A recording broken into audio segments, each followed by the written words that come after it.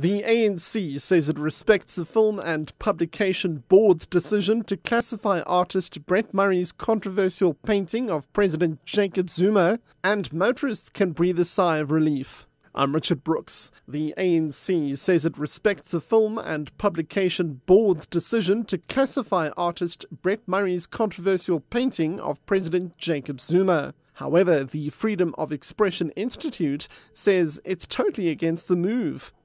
The Goodman Gallery says it will be consulting its lawyers on the classification of the painting.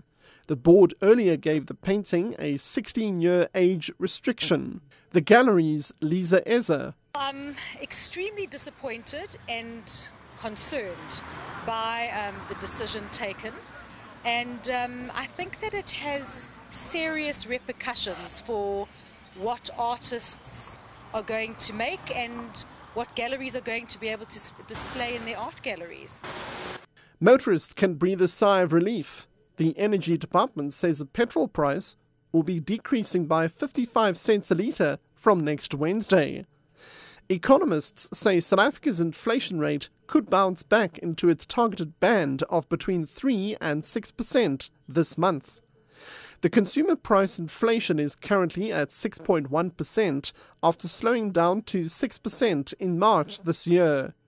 Laura Campbell is an economist at Econometrics. From an inflationary perspective, the 55 cents per litre decline in the petrol price is good news. In June last year, the petrol price was reduced by 2 cents per litre. Therefore, the petrol inflation rate is set to decline in June, and the overall effect on the CPI inflation rate is more than negative 0.2%.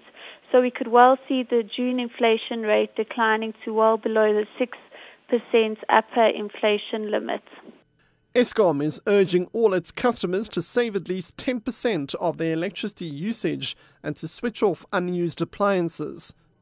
Eskom today provided an update on the security of electricity supply trends in the demand and supply of power going into the winter months. Eskom spokesperson Henry Joffe. For some time now, we've been saying that the system will be very tight for the next couple of years. Going into winter, the weather is getting colder and demand is starting to rise, particularly during the evening peak times between 5 and 9. We are urging people to switch off whatever you don't need and work with us to save power and keep the lights on for South Africa.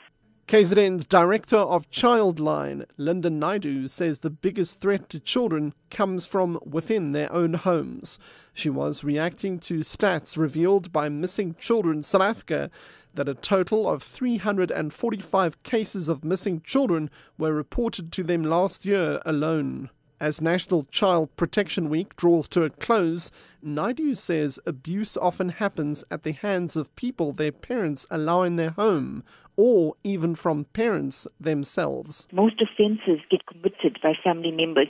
The statistic is very consistent over the years. It's really family members, it's relatives that are actually responsible for the abuse of children. We also need to be very mindful of the fact that, there's always the paranoia out there that children get abducted by strangers, that abuse, happens in the hands of persons that are external to the family or by strangers. And we need to reinforce that, yes, most definitely it's an issue that exists within the family. And so there's no particular profile of an offender.